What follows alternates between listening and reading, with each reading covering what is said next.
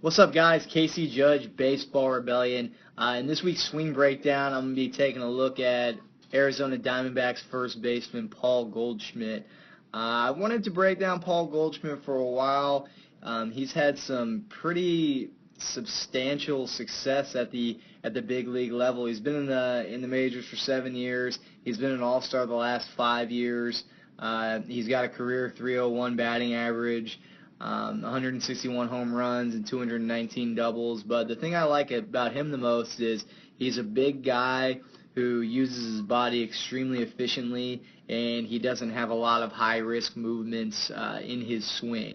He's more of a sway into his back leg, back hip, toe tap guy, and then he moves out of it really nicely from there. So this is a home run he hit earlier this year against the Brewers. I'll play it out in full speed.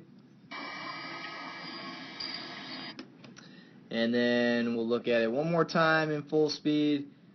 I mean, just such a beautiful swing. It happens so fast. He lets the ball travel. His swing enables him to let the ball travel very deeply and accelerate the barrel behind it very nicely. We'll look at it again in full speed.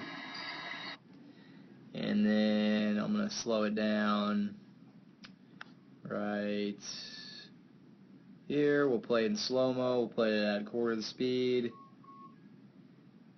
Bang. Okay, so we'll leave it in a quarter speed, and then I'll go into the breakdown. So, like I said, Goldschmidt utilizes more of a low-risk move, a low-risk load. He sways into his back leg, gets his toe down. But one thing I want you to pay attention to is how he keeps the outside of his back leg on the inside of his foot.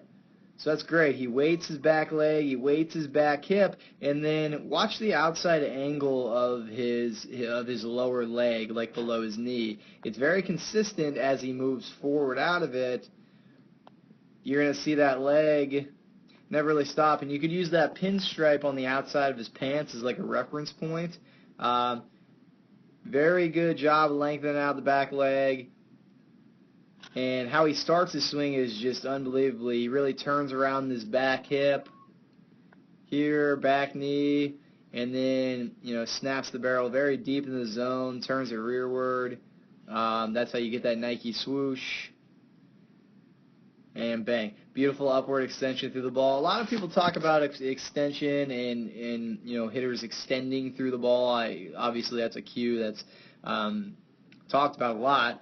But, extension is set up by, it's passive, meaning it happens like it's an effect. It's not a cause of a good swing. It happens so late in the swing. There's, 50 things that happen before the barrel actually extends. But how he gets that nice, good upward extension with that back elbow working up through the ball, as you see, that right arm is working up the whole time, and he does that by really snapping this bat rearward,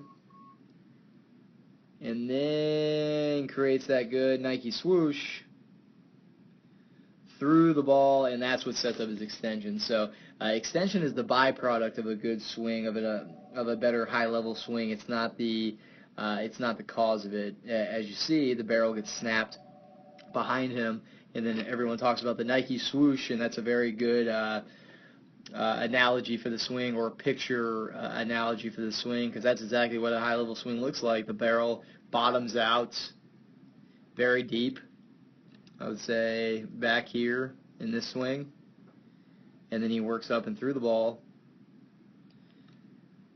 all the way through here. So, and we talk about windows, and we talk about timing, and quite frankly, if your window is bigger, meaning if you get your bat in front of the ball earlier in the swing, you're going to be more successful. A lot of hitters say, or a lot of hitting coaches will tell you timing is key, and timing is key, but I believe that does get taken out of context, because every hitter is better with a bigger window. So if I enter the zone here with the bat, and I'm out of it by here, my window for error is much smaller, right? Because I got to be on time a lot more. I have to depend on my timing. But those guys at the big league level, That's their job, is to disrupt the hitter's timing, and you want to give yourself every advantage to make every mistake you can, and you do that by getting in the zone deep and working upward through the ball like Goldschmidt does, and I think that's one of the keys in why he's so successful. Like I said earlier, he's not a big mover. He's like a sway into that toe down early, lengthens out his back leg, and then turns that barrel backwards behind him really well, and he gets his barrel in the way of the ball much sooner than a lot of hitters, even at the major league level, and that's why he's just so consistent. He's such a simple swing-looking guy, and I know he's strong. He's got he's listed at 6'3", 225 pounds, so he's not a typical sized Major League Baseball player, but he's also not Giancarlo Stanton or Aaron Judge. So relative to those guys, he's pretty normal sized, and he's got some very reserved movements in his swing that lead to him being ultra efficient. One other thing I want to talk about in his swing is his footwork. So let's take a look at his feet. He lands with a pretty, I would say that's a decent enough open foot. I know something we used to preach here at Baseball Rebellion, was getting that foot open as much as you can. And to be honest, as long as it's in fair territory, meaning it's not pointed straight this way, it's fine. Like he's more towards the first baseman, maybe to the right of the first baseman, his right. But all you got to do is get that front foot open just enough so you can allow these hips to clear some space a little bit more freely, and that was supposed to be an arrow. I'll start with the back hip, but this hip goes this way, this one goes this way, and it's allowed to do that by opening this foot just a little bit, like I said, so you can open your hips and snap them unrestricted as opposed to being very closed. You see guys who hit with very closed front foots. I know big leaguers do it. Mike Trout does it. Miguel Cabrera does it. Chase Utley does it. But, it is a potential injury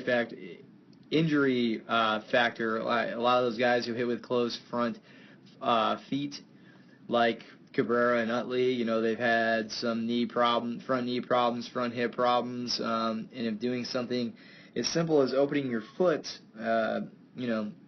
6 inches, that's not going to hinder your swing at all, and it's actually going to allow for unrestricted hip rotation, which, anything unrestricted is going to snap open faster. So, he does a great job of that.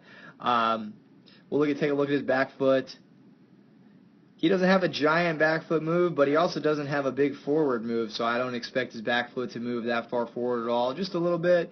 Catches himself on the inside of his back foot, and then finishes his turn very well. We'll take a look, see if his numbers get all the way.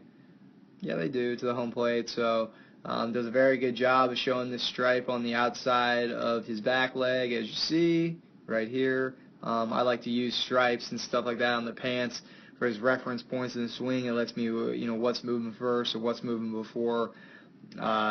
Just reference points in the swing. It's very important to understand, pick things out, logos, lines, and take a look at them and see how they're moving. And those reference points are going to let you know, what's powering the swing. So it's awesome to watch Paul Goldschmidt hit a baseball. I've enjoyed watching him play the last 5 years, and I can't wait to watch him play the next 10 years. If you guys have any comments or questions about this breakdown, please feel free to ask. But that'll be it for my breakdown on Paul Goldschmidt. I hope you guys enjoyed.